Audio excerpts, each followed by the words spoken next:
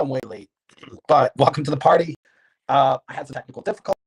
My phone wasn't working, and it's about to die. So I'm actually at the Candy Factory tonight. Shout out to the Candy Factory. They're dope. I love this place. I, I am a full member, so I can work as late as I want. I'm trying to bang something out tonight. So I lost track of time, and then my phone was dead. So I'm here, but I want to talk about the only thing that's really on kind of pressing on everyone's mind is abortion and kind of what's going on with that. Look, this isn't my forte. I'm not a woman, so I said yesterday this isn't something I really feel comfortable talking about because it really shouldn't be men legislating anything over women's bodies. But I will say the scary thing now is that there's going to be these trigger effects. There are certain states that have these laws that are based on the kind of efficacy of Roe v. So when Roe v. Wade, if it were to be overturned, numerous states would automatically have the capability to shut down abortion clinics. And by the way, Planned Parenthood doesn't only do abortions. It's a small portion of what they do, but they also offer like full services for healthcare and everything else. So there's a lot of things going on with this whole legislation, and people don't realize because it may not be happening to them, and you may have these views of abortion as being some barbaric thing when you're not thinking about the other person or even the experience of raising a child and everything else that comes along with it, as well as the fact that it's a woman's body. So it's just like so weird to me. But right now, that's the topic of conversation. And it's going to be a wedge issue. It's going to be the issue that's going to motivate people to either go to the polls to make sure they can protect women's rights, or they're going to go to the polls because they think this is a great idea. And what I don't understand, and I've said this so many times, oops, sorry. This is a repeat of what I said yesterday. I'm going to be short tonight, but you know, nothing, when you hide things in the shadows, nothing good happens. I've said this about drug use. I think drugs should be legal. I'm not saying it should be normalized for people to just lose their minds on drugs. But when you keep things in the shadows, things are in the shadows, then what happens is they fester and they turn into darkness. And so that's one of the things that people don't remember for whatever reason, or they don't want to acknowledge, is that there were dark times for people that wanted to have, terminate a pregnancy. And this is, again, I feel like conservatives right now want to take us back. They're banning books. They're saying they're almost imposing this Sharia law on us because they want to support their views. And to me, it's counterproductive because it doesn't ever win that way. You don't ever see people moving forward, uh, you know, by rolling things back and rights that people have that are protected. Oh, hold on. Sorry, I thought someone was texting me to say, "Hey, like you suck."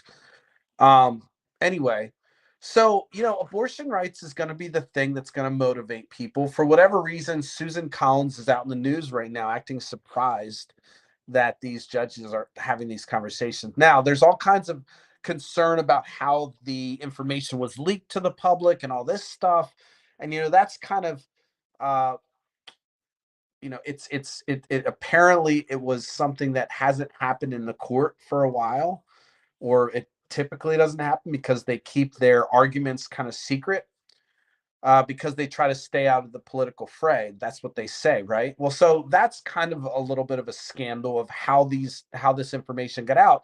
Probably some intern, somebody leaked it, knowing that it would cause a firestorm that it did, and rightly so. And I'm not saying that it's the right thing to do. I think the judges should be able to voice their opinions, however crazy it may be. I mean, I would think that someone would be able to take Alito's argument that he made in that and break it down, because he was pretty emotional and certainly not grounding in precedent, and also kind of throwing in the current political environment in there. So I'm not an attorney, but again, this is the hot issue. There's going to be fear and doubt on both sides. And I think there's a legitimate reason to be scared if you're a woman.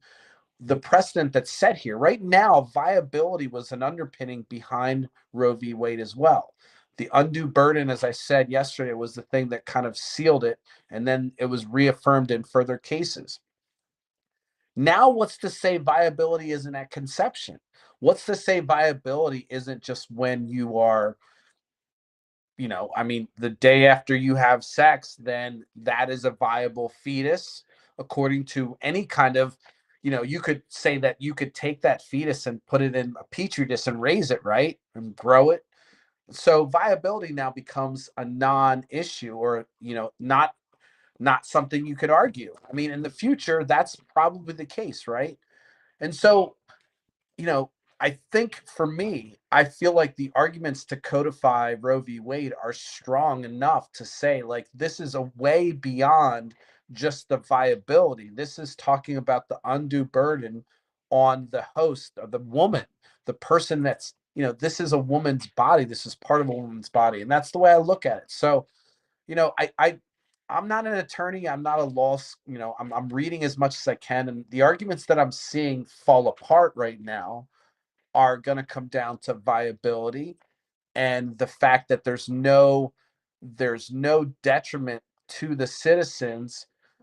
There's no extreme benefit to the state if, Roe v. Wade was overturned and they do impose some boundary. That necessarily doesn't cause an undue burden because there's no benefit to the state. So it's a whole new rewriting of kind of how you're going to look at what undue burden means, the heightened scrutiny that comes behind it, and all this stuff. And so, look, this is way beyond my pay grade, but I think it's important to understand, like, these are the slow machinations of our government. And if you sit back and you fucking let the fucking shit happen over time, and you just poo poo and say, I'm gonna vote Gary Johnson, and then when abortion is banned, I'm gonna say, well, blame the Democrats. This is what I'm seeing from our libertarian friends, by the way. You have to take a stand on these issues, and it's, it becomes black and white when you see the opposition, the oppositional forces. And I don't think it's people. I think it's a force. And people kind of grab the sentiment of, hey, this isn't me, this is something else. They're attached to the emotional concept that this is a child, despite the fact that they're not willing to do anything else for that child, including, offer like a year leave, or support any kind of welfare for children. It's all about adoption. So there's all kinds of holes in the argument of supporting and saying, hey, we're pro-life, when you're not really supporting the child. And these are the things that are going to be discussed right now. They're going to pull out CRT. There's going to be more of that shit coming. They're going to scare the shit out of people with the LGBTQ stuff. And they're going to, because that's going to scare the right wingers. That's going to scare the people that have parents that maybe are liberal, but they don't want to be exposed to that stuff. And those are the scary liberals. So, it's not good. It's not good for anybody when these kind of precedents are rewound to a point where people died and fought for these rights that are really supported by the things that are in the Constitution. And it's a downward slope.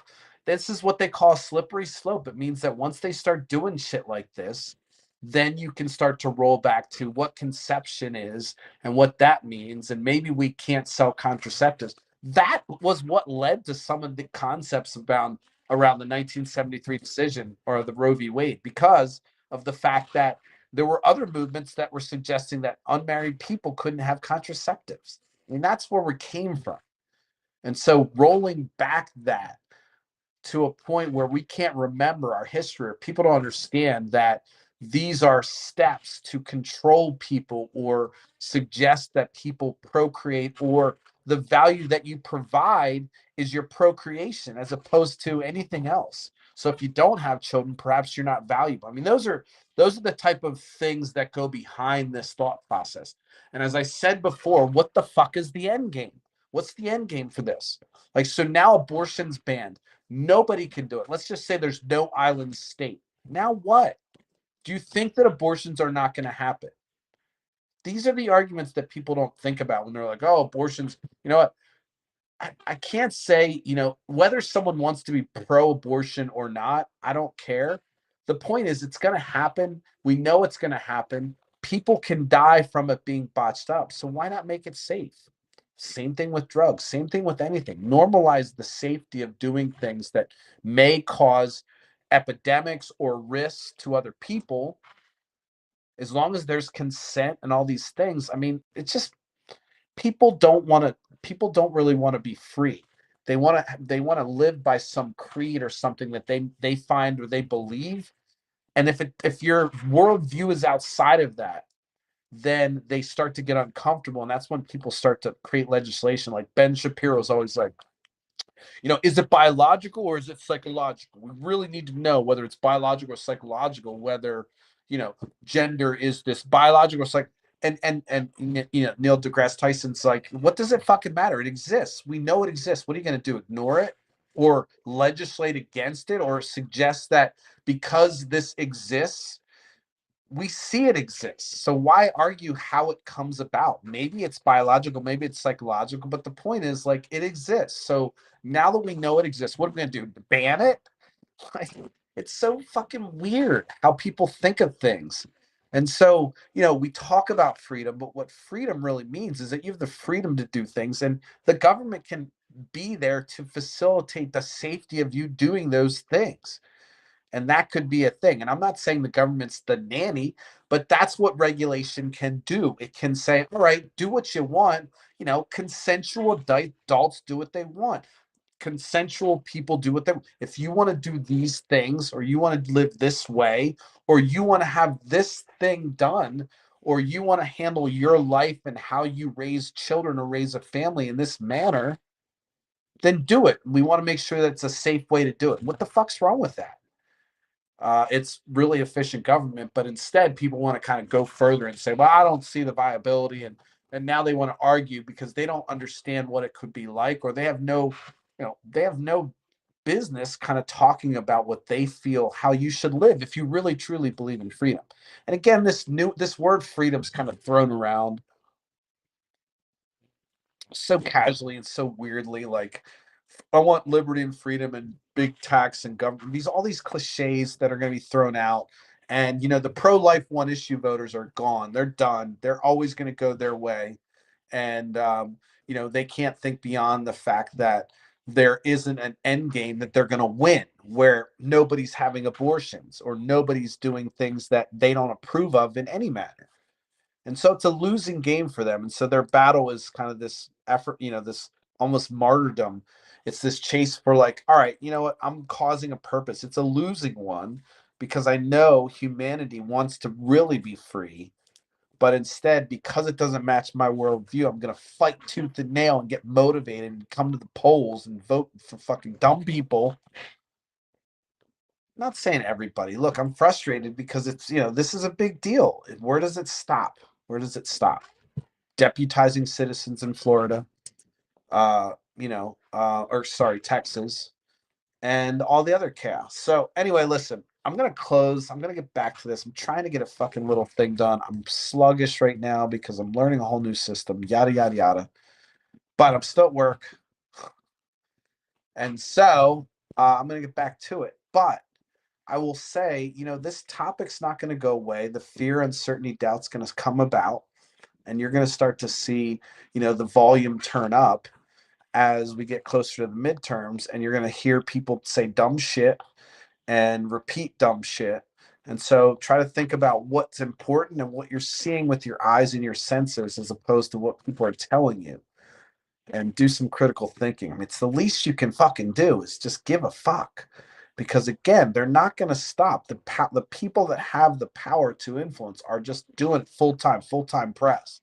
And if you're not paying attention, you don't see that full-time press. This isn't conspiracy. This is the full-time press from people that have access, who we've codified to say that, hey, by the way, money is free speech, and they have lots of money, so they can spend a lot on free speech. They can buy fucking platforms, all kinds of stuff. So, wake up, get the fuck off the sofa.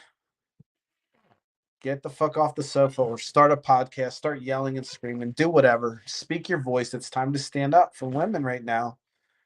I mean, it's been time to stand up for the people that are continually getting punched down and kind of repressed in this weird way.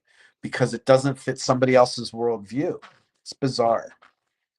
It's the opposite of freedom. So anyway, this isn't the podcast studio, by the way. This is just my office. Nobody's up here. I'm on the 5th floor. I'm checking out. Thank you, everybody. I people are still subscribing. I love it. It's awesome. I actually talked to some folks at Candy Factory today about this, kind of studio and times and what it's going to take for me to use that. So things are in the works, but I'm going to get back to it. Keep an eye out. Be vigilant. Don't sleep on it. Don't be an idiot. Pay attention. Open your mind. Stop paying attention to one person, except for me, obviously. But seriously, not even me. You got to know what's going on. All right, that's all I got for tonight. I will see you guys tomorrow at 10:30. Same time, 10:30. Sorry I was late tonight, but that's the deal. It happens, tech. Talk to you guys later. Stay safe.